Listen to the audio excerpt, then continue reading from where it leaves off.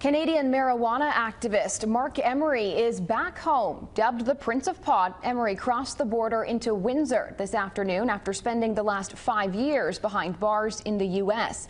CTV's Marc Venema is tracking this story for us tonight. Marc, a very warm welcome home for Emery.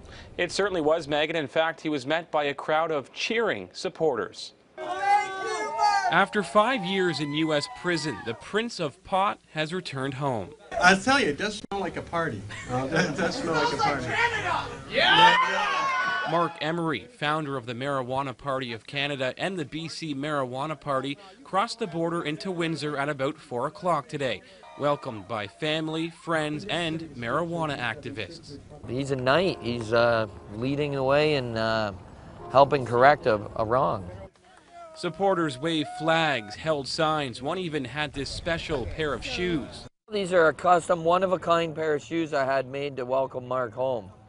Emery, a pot activist, started selling marijuana seeds to customers south of the border 20 years ago.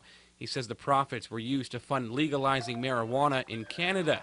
It was selling those seeds to people in the U.S. that landed him in an American jail. Now that he's out, Emery is promising to continue his work in legalizing pot. And let me tell you, so help me God, we are going to bury this prohibition next year in this federal election coming up.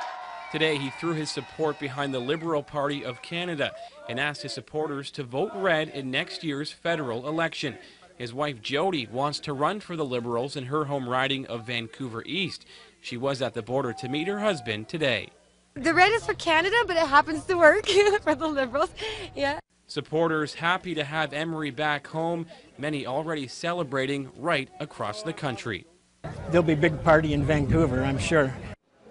And both Marc and his wife will be heading to Toronto early tomorrow morning to begin a welcome home tour. Megan. Thanks, Marc.